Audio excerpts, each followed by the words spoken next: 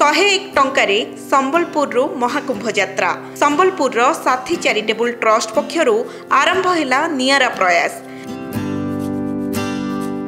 उत्तर प्रदेश प्रयागराज रे हेउथबा महाकुंभ मेला रे बुड़ पकाइबा पई आज प्रथम पर्याय रे संबलपुर समलेश्वरी मंदिर रु बाहरी दुईटी बस।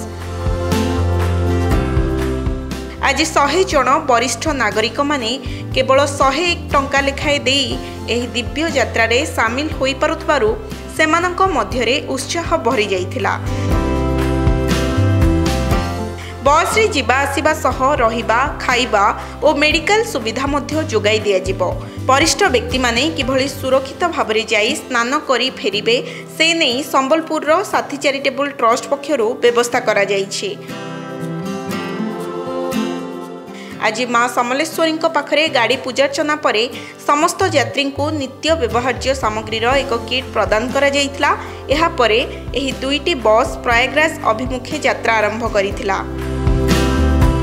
देखुन 144 वर्ष परे ई कुंभ मेलाटा होउछे तो भगवान नाइ करू केही भी ई कुंभ मेला रे स्नान करबारु वंचित रहन। किछि लोग जेंटा कि फाइनेंशियल वीक अछन सेमान हमें चिंता करू सेमान चिंता करी हमें नहीं करी कुंभ मेला स्नान करेला आज ही हमर आज जुड़े गाड़ी जाउछे जेंद्रे 100 लोग जे खाली फेर जुड़े गाड़ी रे 100 लोग जे आ पर दिन फेर स्नान करी बहुत खुशी लागु केबे भाबितिले जिवे बोली नाही केबे भी भाबी नथली आगु जाइतिले ना केबे भी नाही प्रथम थर कोन कहि केते खुशी जिवे बहुत खुशी केबे खुशी माने एते खुशी जे मो भाबी नै पारे बहुत टंका देले माने 101 टंका 101 रे जिवे सब खाइबा पीबा सब आमे जाउछु संबलपुर प्रयागराज जाउछु ना भी कहि नै जानबा लागि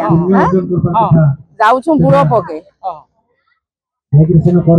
एरा सिद्धू आज्ञा को धर्म रु जाउछु आमे जानलु जे जने नउछन सिद्धू फिरी रे नउछन आमे फॉर्म पकालु आउ एरा जाउछु केबे भाबितलो केबे नै भाबी आमे जिमु बोली कहि।